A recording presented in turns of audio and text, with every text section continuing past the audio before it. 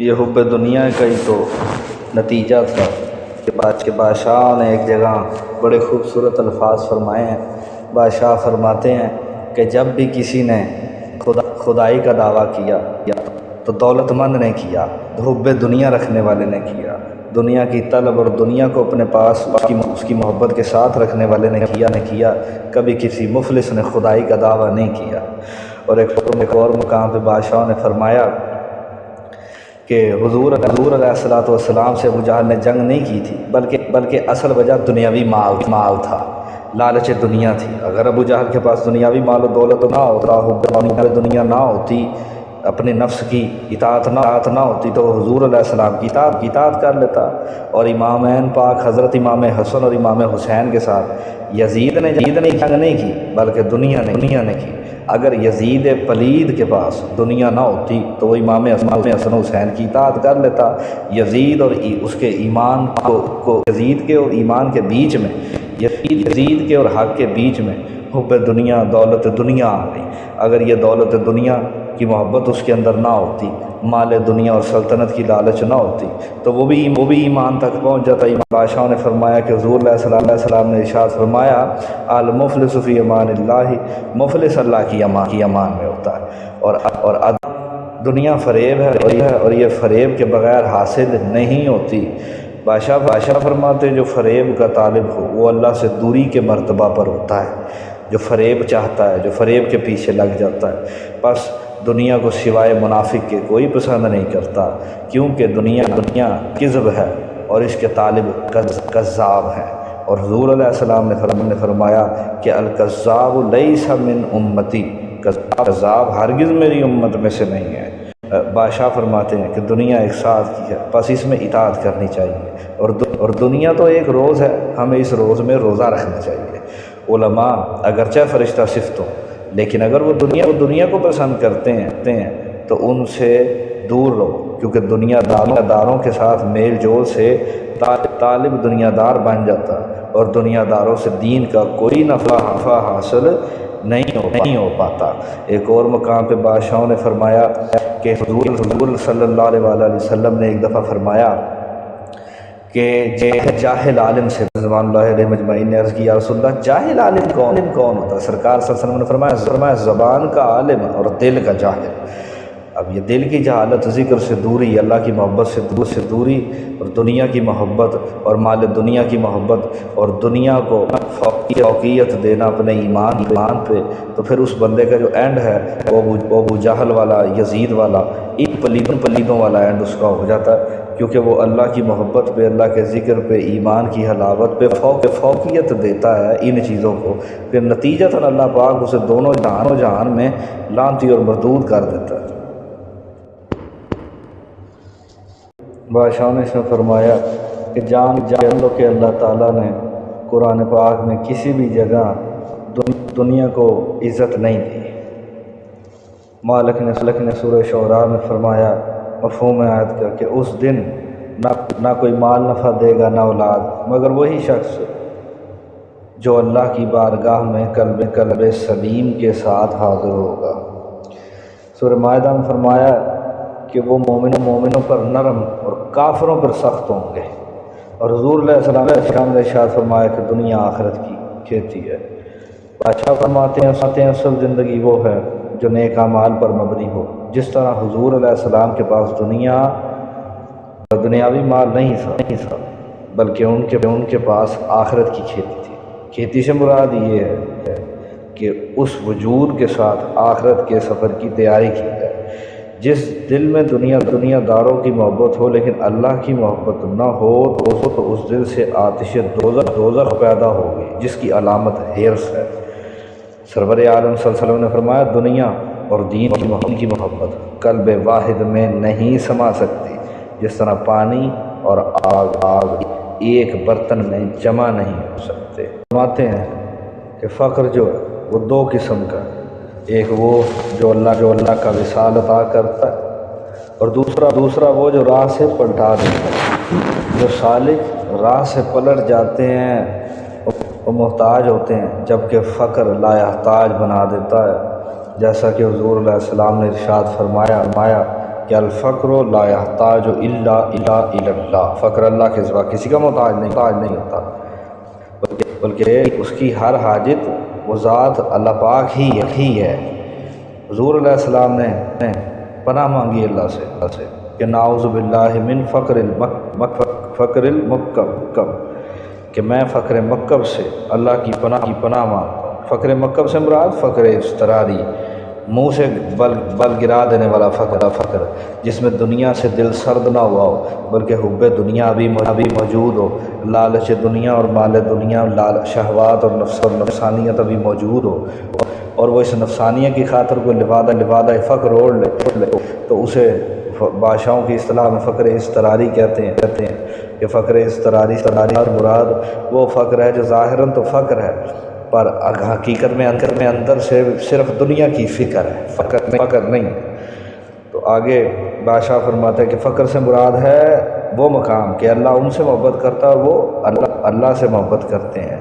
مقام فقر یہ ہے کہ اللہ ان سے راضی ہے اور وہ اللہ سے راضی ہے، انہیں اور کسی کی شے کی طلب نہیں ہے۔ اور بادشاہ فرماتے ہیں کہ حدیث قدسی ہے کہ طالب دنیا مخنث، طالب عقبہ مؤنث اور طالب مولا مذکر مرد ہوتا ہے۔ فرمانے حق تعالیٰ ہے کہ نا ماذا غلبہ، اس مقام فقر کو بیان کیا جا رہا ہے کہ اس کی نگاہ بہکتی نہیں ہے مالک سے، وہ اپنے مالک کے ساتھ ہی مشغول رہتا ہے، جیسا کہ حضور علیہ السلام کو بھی حکم ہوا کہ آپ کی نگاہیں دنیا کی طرف نہ آئیں بلکہ آپ اپنی نگاہوں کو ان لوگوں کی طرف رکھیں مفہوم آیت کا کہ جو صبح شام اپنے رب کا ذکر کرتے ہیں، جس ریاضت سے مشاہدہ حق حاصل نہ ہو اور نہ ہی روز بروز راہ حق کے درجات اور مقامات میں ترقی ہو، اور نہ ہی اولیاء انبیاء اصفیاء کی مجلس تک رسائی ہو، تو اسے ریاضت نہیں کہا جا سکتا بلکہ وہ تو راہزن ہے جو تمام عمر ضائع کرنے کی دیتی ہے۔ حضور علیہ السلام نے فرمایا کہ اولیاء کے قلوب پر سکوت حرام ہے، علم کیلو کال، یہ کیونکہ ان کے درجات بڑھتے رہتے ہیں، چلتے رہتے ہیں، ٹھہرتے نہیں ہیں ایک جگہ۔ علم کیلو کال مطلق درد سر ہے، اس کا حامل نامرد ہوتا ہے، جبکہ ذکر اور عشق کی تیغ سے نفس کے خلاف جہاد کرتے ہوئے اسے مارنا فقر اور جوان مردی ہے۔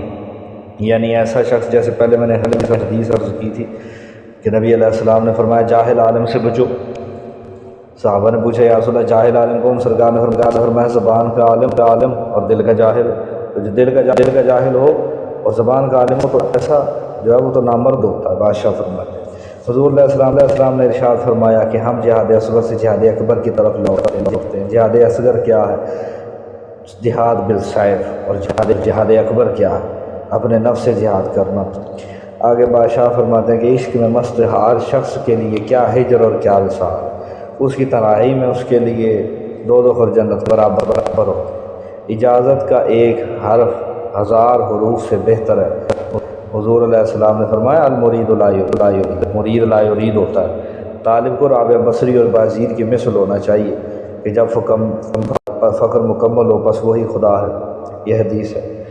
یہ مراتب ہر چیز کا منفرد ہے، یا پھر اور اللہ غنی ہے تم سب محتاج ہو، یا پھر اس کا مرتبہ اللہ تعالیٰ کے اس فرمان کے مطابق ہوتا ہے کہ بے شک اللہ ہر شے پہ قادر ہے، یعنی اس پہ اللہ پاک اپنی قدرت کی تجلیاں فرماتا ہے اور اس کو تصرفات عطا فرماتا ہے۔ فقیر مالک الملکی ہوتا ہے اور اس کے دل سے خطرات نکل چکے ہوتے ہیں، اس کا دل دنیا سے سرد ہوتا ہے، اس کے پاس تصرفات ہوں بھی تو وہ ان کی طرف توجہ ہی نہیں کرتا، ذات میں مستغرق رہتا ہے۔ کہ حضور علیہ السلام نے فرمایا کہ لا صلاۃ الا بحضور القلب، حضور قلب کے بغیر نماز نہیں ہے۔ اگر وجود میں نفس پلید ہو تو پاک لباس پہننے کا کیا فائدہ؟ دل میں اگر غیر ما سوی اللہ ہو تو خاک پر سجدہ کرنے کا کیا فائدہ؟ اقبال نے بھی یہ بات اپنے الفاظ میں کہی تھی کہ میں جو سربا سجدہ ہوا کبھی تو زمین سے آنے لگی صدا، تیرا دل تو ہے صنم آشنا، تجھے کیا ملے گا نماز میں۔ بادشاہ فرماتے ہیں اہل بدعت و گمراہوں کا ہم نشین نہ رہو، کیونکہ حضور علیہ السلام نے ارشاد فرمایا کہ اس میں اللہ پاک ہے اور پاک جگہ پر ہی قرار پکڑتا ہے، یہ نجاست میں داخل نہیں ہوتا۔ یہاں بادشاہوں نے فرمایا نا کہ اہل بدعت اور گمراہوں کی صحبت اختیار نہ کرو۔ یہ گمراہیاں اور یہ بدعتیں وہ ہیں کہ انسان اپنے سجدوں کو اپنے کار دنیا کے تحت کر دے، یعنی کہ جب کار دنیا ہے تب وہ سجدہ کرے، جب کار دنیا ہے تب وہ اللہ کی طرف رجوع کرے، بصورت دیگر مالک کی طرف نہ جائے۔ اللہ کو بندے کی ضرورت نہیں، بندے کو خدا کی ضرورت ہے۔ فرماتے ہیں کہ اگر تو آئے تو دروازہ کھلا ہے، نہ آئے تو اللہ بے نیاز ہے، تو اس بے نیاز کو احتیاج نہیں، ہم نیاز بندوں کو احتیاج ہے۔ میں اس ضمن میں ایک واقعہ کر دوں۔ میرے پاس ایک شخص آیا تھا کچھ وقت، یہ واقعہ میں اکثر بیان کرتا ہوں، بڑا خوفناک واقعہ۔ اس نے آ کے بتایا جی یہ میرے ساتھ آج بہت بڑا فضل ہو گیا جی، میرے اوپر اللہ کا بڑا کرم ہو گیا اور بڑا میں نے تیر مار دیا۔ میں نے کہا جی کیا ہوا جناب؟ انہوں نے فرمایا جی ہماری ایک لڑکی سے محبت تھی، کچھ عرصے سے اس سے رابطہ نہیں تھا۔ قصہ مختصر یہ کہ میں 2-4 مہینوں سے بڑا بے چین تھا۔ آج میں نے بڑے عرصے بعد جمعہ کی نماز پڑھنے گیا، فرض نماز پڑھ رہا تھا، سجدے میں سر رکھا ہوا تھا، تو دل میں یہ دعا کی گئی، یا اللہ سجدے میں تیرے آگے سر ہے، یا تو اس سے میرا رابطہ کروا دے یا میری جان نکال دے۔ تو میں جیسے ہی نماز سے فارغ ہوا، اس خاتون کا کئی مہینوں بعد مجھے فون آ گیا، اور یہ بات میں نے اسے کہا، میں کہا لعنت ہے آپ کو، ڈوب کے مر جانا چاہیے کہ جس وقت بندگی کے عروج اوج کمال کے مقام پہ آپ کو اللہ نے توفیق دی سر رکھنے کی، سجدہ نماز میں فرض جمعے کی نماز میں، اس وقت آپ کے اندر وہ خاتون آپ مانگ رہے تھے، کیا پتہ کہ شیطان نے اللہ پاک نے آپ کو پناہ دی تھی اس عورت سے، اور شیطان نے دوبارہ وسوسہ ڈال کے اس عورت کا آپ سے رابطہ کروا دی، اور آپ اور پکے ہو گئے۔ آپ نے اتنے عرصے بعد نماز پڑھی بھی تو اپنے نفس کے لیے پڑھی بھی، تو اپنی مجازی محبت اور اپنا دنیاوی محبت کے لیے، اپنی اس غلاظت اور ناجائز اور حرام رشتوں کے چکر میں۔ صرف زنا بالوجود زنا نہیں ہوتا، بخاری شریف میں حدیث پڑھ لیں، آنکھ کا بھی زنا ہوتا ہے، کان کا بھی زنا ہوتا ہے، زبان کا بھی زنا ہوتا ہے، ٹھیک ہو گیا نا، سوچ کا بھی زنا ہوتا ہے، حضور صلی اللہ علیہ وسلم نے فرمایا، اور پھر شرمگاہ اس کی تصدیق کرتی ہے یا اس کو جھٹلا دیتی ہے۔ یہ انسان کی یہ حدیث کا مفہوم ہے، تو اس لیے یہ یاد رکھیں کہ انسان کے ظاہری دوستوں میں جب منافق پیدا ہوں، ظاہری طور پہ قرآن میں آیا کہ وہ کافروں سے محبت رکھتا ہے، تو وہ اللہ پاک فرماتا ہے کہ اگر وہ ان کو دوست رکھتا ہے تو انہی میں سے ہوگا۔ اسی طرح جب انسان اپنے خیالات اور اپنی تنہائیوں کو غیر کی طرف ما سوا اللہ کی طرف جو ہے منسلک کر دیتا ہے، وہ تفکر فی آیاتی ہی ولا تفکر فی ذاتی، کہ اس کی ذات میں فکر نہ کرو، اس کی نشانیوں میں کرو۔ اب وہ نشانیوں میں فکر کرنے کی بجائے جو قرآن میں آیا کہ زمین و آسمان کی تخلیق میں فکر کرتے ہیں، وہ فکر کرنے کی بجائے وہ ان چیزوں کو اپنا دوست بنا لیتا ہے، خیال دنیا، مال دنیا، ان چیزوں کو، اور انہی محبتوں کی خاطر وہ عبادت کرتا ہے۔ تو اب وہ عبادت اللہ کی کر رہا ہے یا اپنی اس خواہش کی کر رہا ہے، یہ سوال اسے اپنے آپ سے کر